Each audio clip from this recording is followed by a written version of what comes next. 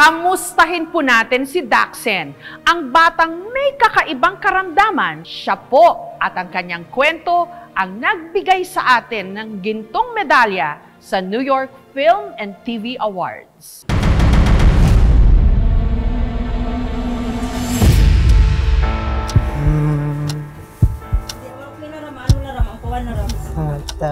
Oras ang kalaban nila noong mga sandaling yun.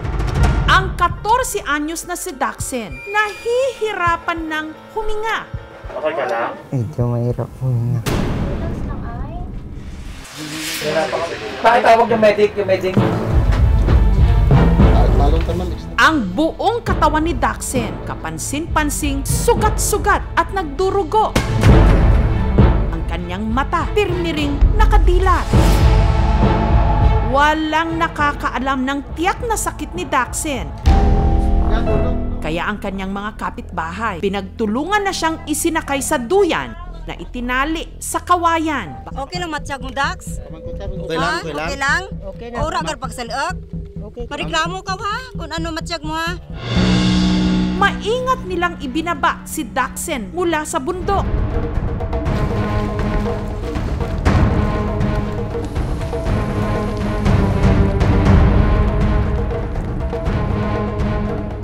Wala sa amin itong pagod nito, basta makatulong kami sa mag-anak namin.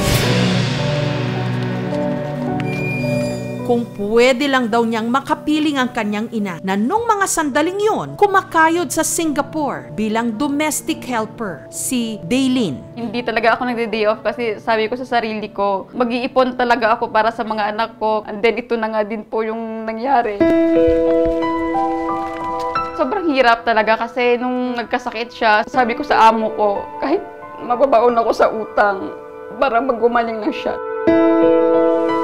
Mula sa simpleng pantal lang sa mukha, ang kanyang buong katawan, unti-unting nagsugat at nagdugo. Ako makatulog, kasi yung sakit, tapos nagluluha. Nilalagyan ko na ng kumot yung may malangaw. Tapos may umalaw, katit, tapos parang mainit, mati pag nahanginan. Sabi ng kapatid ko, baka hindi mo ito maabutan. Pag tumunog yung cellphone mo, may isip mo na siguro may masamang balita. Baka pag uwi ko, hindi ko na siya mayayakap.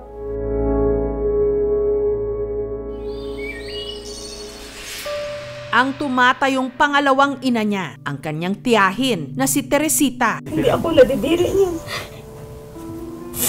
Kasi alam ko naman na hindi nakakahawa yung sakit niya. Yung pagmamahal na minakusagan na sobra pa sa mga anak ko, parang gumaling lang siya. Yung pagmamahal niya kay Daxen, parang sobra pa sa anak. Hindi siya nagsasabi nga, oh, uwi ka na, pagod na ako. Hindi siya nagsasabi kasi sabi niya, sino pa ba magtutulungan kung di tayo? Gusto mo ko kasi gusto ko pang gumaling.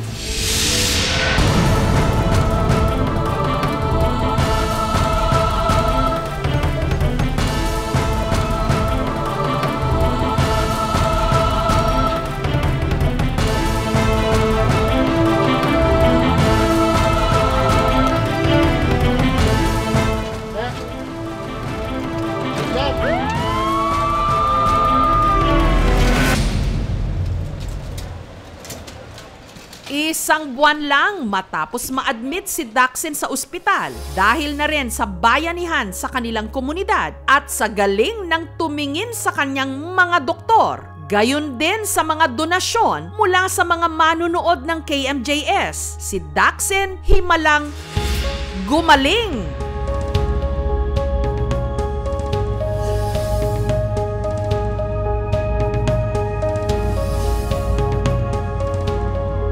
Pero ang ipinagpapasalamat daw noon ni Daxen, ang pag-uwi ng kanyang ina. Daxen!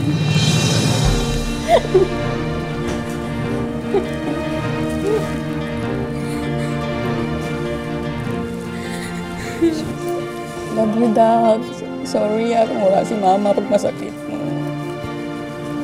Mayad ka gid ka, di ba? Hambal ko mayad ka gid. Akala ko dati di na ako tatagal. Ngayon, siguro. Ang kwento ng katatagan ni Daxen, hinangaan ng buong mundo. Mabuhay from the Philippines! Iginawad sa linggong ito sa kapuso mo Jessica Soho ang Gold World Medal sa 2023 New York Festivals. Thank you, New York Festivals, for all the good that you do and for recognizing our work and our team. Philippines, mabuhay! Ikaw ba yan? Ibang-iba na itsura mo. Galing, di ako makapaniwala. Ang ganda ng ngiti. Ang ganda ng ngiti, parang wala nangyari. Tsaka malusog siya. Kamusta ka na, Daxen? Okay naman. Kamusta ka naman, Dailin? Di ba nung finiture namin si Daxen, nasa Singapore Opo, ka? umuwi po ako, inalagaan ko siya. Nawala yung mga, na baka mawala siya sa amin. Answered prayer na talaga. Okay na siya, parang bumabalik na yung normal niyang katawan. Ang laki po ng improvement. Oo nga eh. Sabi ko si Daxen ba ito? Kasi nung una ka nakita sa video, di ba? Kalbo, tapos sugat-sugat yung balat. Kumusta pakiramdam mo ngayon, Daxen? Mabuti na po. Hindi na masakit yung mga balat? Kasi noon, panay lang ang ungol mo eh, dahil masakit. Yung mata mo, okay na? Okay na. Noon kasi po nung may sakit ako, hindi na po ako makatulong sa lolo at lola ko. Naawa din ako sa kanila kasi hindi sila makatulog kasi pag umiingaw ng tubig, tinatawag ko sila. Kung noon, parang baldadong nakahiga lang sa kama si Daxen. Ngayon, katuwang na niya ang kanyang lolo't lola sa pagpapastol ng mga alaga nilang hayop. Nung na-feature si Daxen, doon nagkaroon kami ng hope na maligtas yung buhay niya. Doon ko rin naisip na ang dami-dami palang taong handang tumulong. Kahit hindi mo kakilala yung sa mga donations. Yun yung pinampagamot. Opo, sa mga nag-donate po, sobrang thank you. Pinambayad sa hospital, pinambili ng gamot niya, tsaka yung mga follow-up check-ups niya. Sobrang thank you po sa inyo. Ito na po si Daxen, binigyan niyo ng pangalawang buhay.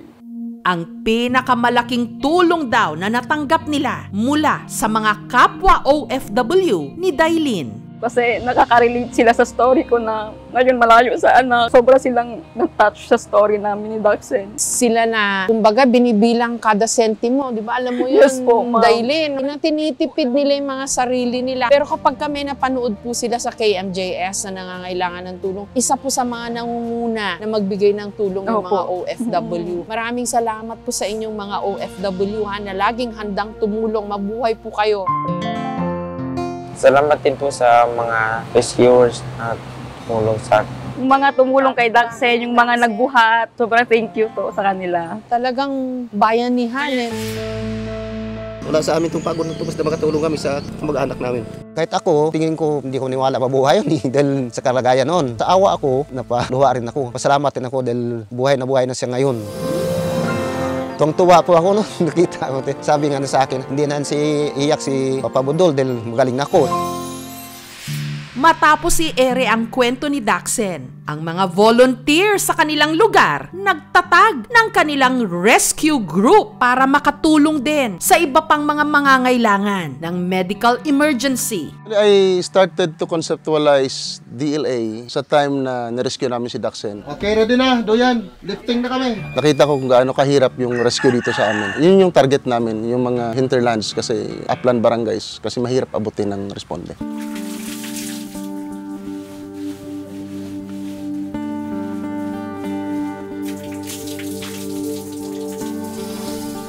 Para naman maiwasang bumalik ang kanyang mga sugat, pinagawan siya ng kwarto na merong aircon. Kapag mainit kasi nag-crack yung skin ko tas masakit.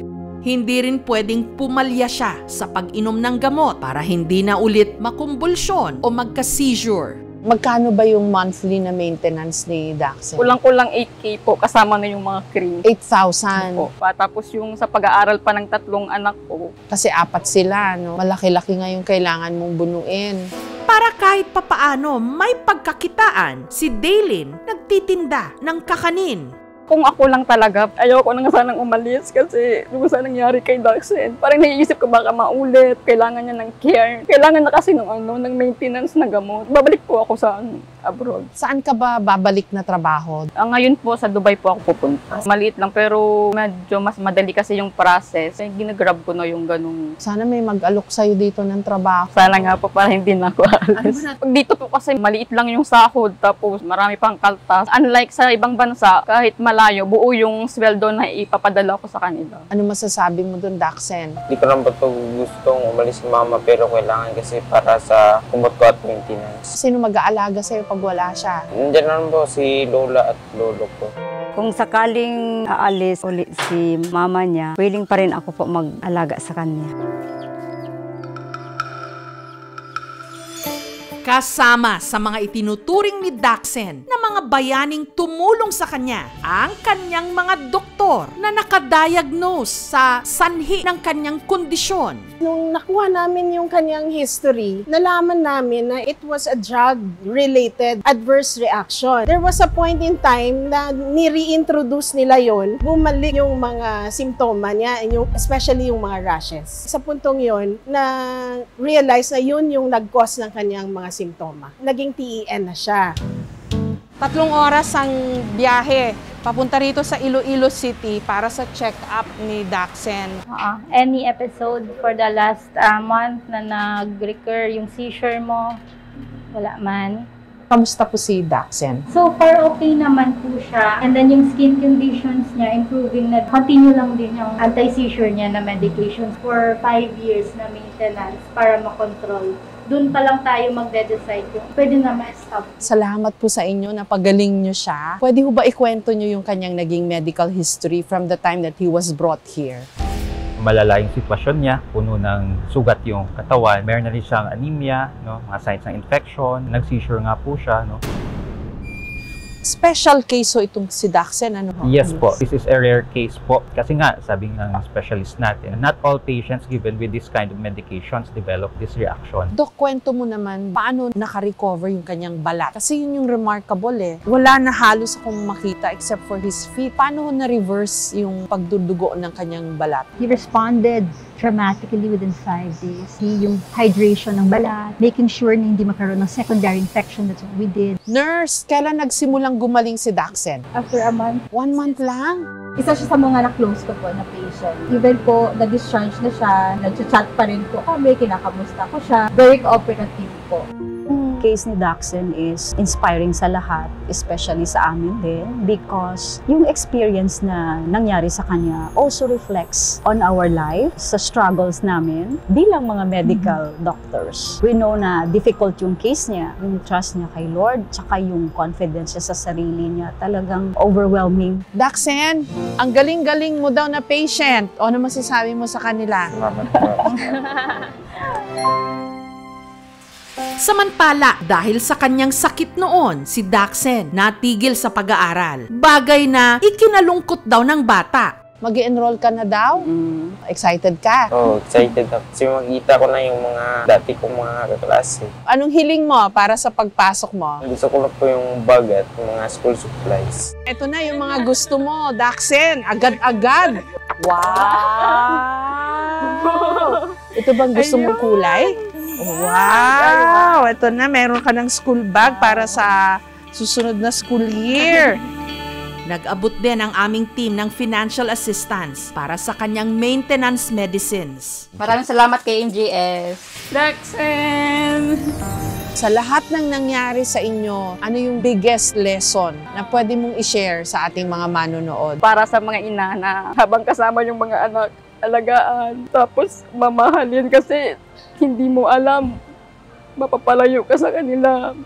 Ang hirap nung masakit ng anak mo, wala ka. Tapos para sa mga OFW na tulad ko, yung mga nanay, magpakakatatag kasi yung realidad na mapalayo ka sa mga anak mo pagdating sa ibang bansa, mag-aalaga ka ng ibang anak. Sobrang hirap po. Grabe siguro puso ng mga OFW na ina. Sobrang tibay po. Kung hindi ka aalis, mas masakit yung makikita mo yung anak mo, may bibilhin na wala kang maibigay. Pero ginawa mo naman lahat, Dailin eh. So maraming salamat din sa kadakilaan mo. Pinagpipray ko lang po na tuloy-tuloy yung paggaling ni Dax. Hindi na sana babalik yung sakit niya na habang wala ako.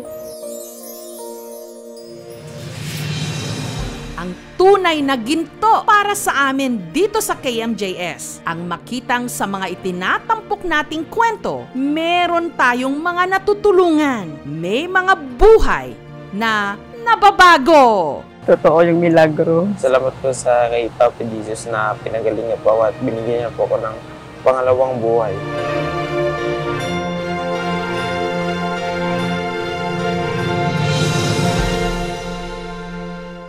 Thank you so much mga kapuso. Kung nagustuhan niyo po ang videong ito, subscribe na sa GMA Public Affairs YouTube channel. Don't forget to hit the bell button for our latest updates.